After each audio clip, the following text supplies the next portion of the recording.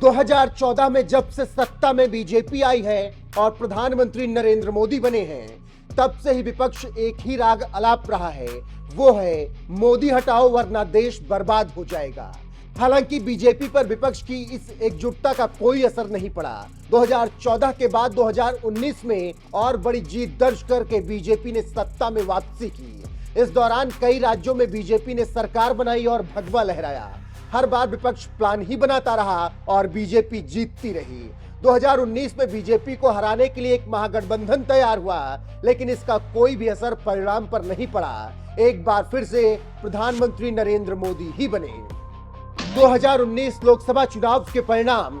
BJP ने इस चुनाव में 303 सीटें जीती। बीजेपी की सहयोगी पार्टियों ने 50 सीटें जीती, यानी एनडीए गठबंधन के खाते में कुल 353 सीटें आई। कांग्रेस इस चुनाव में 52 सीट जीतने में सफल हुई। यूपीए गठबंधन को कुल 91 सीटें ही मिल पाई। मतलब बीजेपी ने प्रचंड जीत हासिल करके सत्ता में वापसी की। अब एक बार फिर से बीजेपी यही इतिहास दोहराने के लिए तैयार है। इसीलिए गृह मंत्री अमित शाह पूरे जोश के साथ 2024 में 300 से ज्यादा सीट जीतने का दम भर रहे हैं और एक बार फिर से पीएम नरेंद्र मोदी को बनाने का प्रण कर रहे हैं। मैं आज यहां से ये मीडिया के सामने भी कहना चाहता हूं कि इस बार भी 300 पार होने वाला है। मेरे साथ बोलिए, मेरे साथ बोलिए, करोगे 300 पार? तो मैं बोलूं भाजपा की इस बार, आप बोलोगे? बोलिए भाजपा की इस बार, भाजपा की इस बार, भाजपा की इस बार।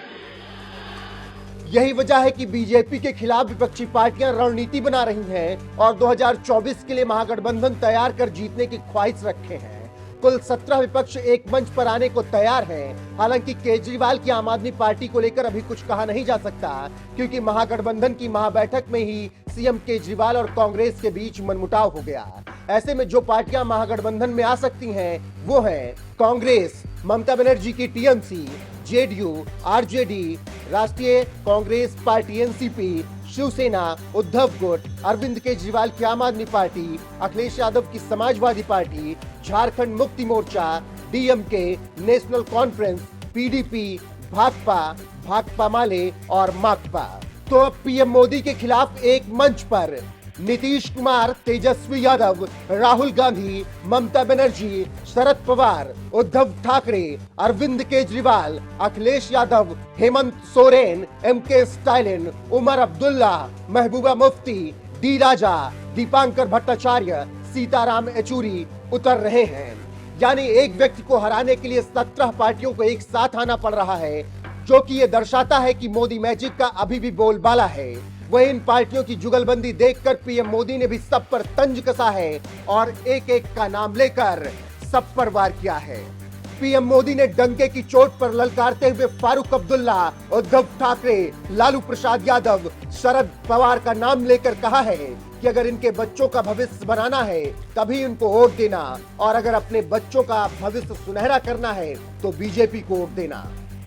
अब आपको सोच समझ कर तय करना है कि आप किसका भला होता देखना चाहते हैं। आपको गांधी परिवार के बेटे बेटी का विकास करना हो तो फिर कांग्रेस को वोट दीजिए। आपको मुलायम सिंह जी के बेटे का भला करना है तो फिर समाजवादी पार्टी को वोट दीजिए। अगर आप लालू परिवार के बेटे बेटियों को उनका भला करना चाहते हो तो आरजेडी को वोट दीजिए। आपको शरद पवार जी की बेटी का भला करना हो तो आप एनसीपी को वोट दीजिए। आपको अब्दुल्ला परिवार के बेटे का भला करना हो तो आप नेशनल कॉन्फ्रेंस को वोट दीजिए। आपको करुणानिधि जी के बेटे बेटियों पोते पोतियों का भला करना हो तो डीएमके को वोट दीजिए। आपको के चंद्रशेखर राव की बेटी का भला करना हो तो आप बीआरएस को वोट दीजिए। लेकिन मेरी बात ध्यान से सुनिएगा। मेरे देशवासियों, मेरी बात ध्यान से सुनिएगा। अगर आपको अपने बेटे का, अपनी बेटी का, अपने पोते का, अपनी पोती का, अपने नाते का, अपनी नाती का, अगर आपको अपने परिवार के बच्चों का भला करना है तो आप वोट भाजपा को दीजिए।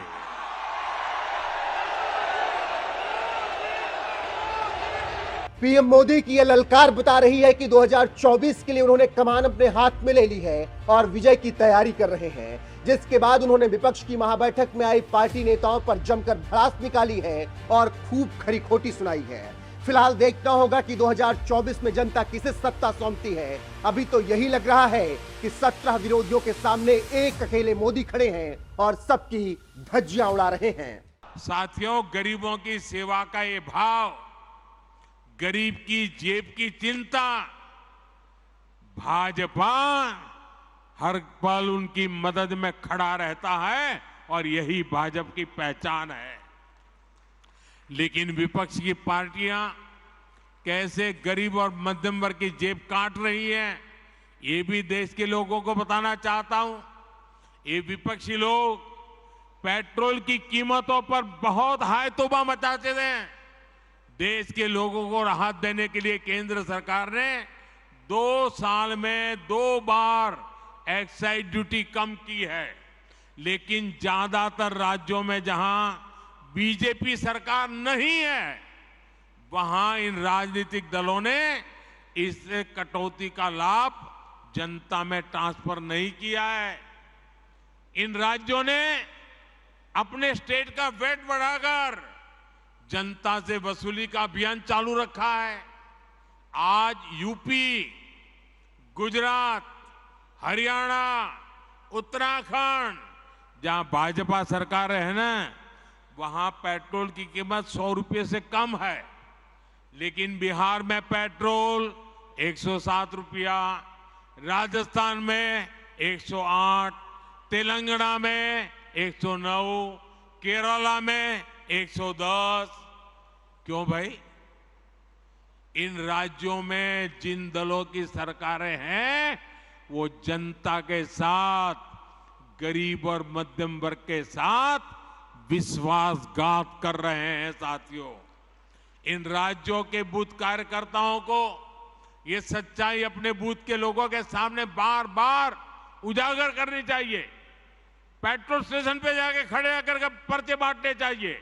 देखिए, गुजरात में इतने में मिलता है, यूपी में इतने में मिलता है, भाजपा राज्य में इतने में मिलता है, ये केरल में इतने में मिलता है, तेलंगाना में इतने में मिलता है, बिहार में इतने में मिलता है, तो लोग चौंक जाएंगे क्या हो रहा है। और इसलिए चीजों की जानकारियों के साथ आप जितना बताएंगे उतनी आपकी सच्चाई पर लोगों का विश्वास बढ़ेगा। भाइयों,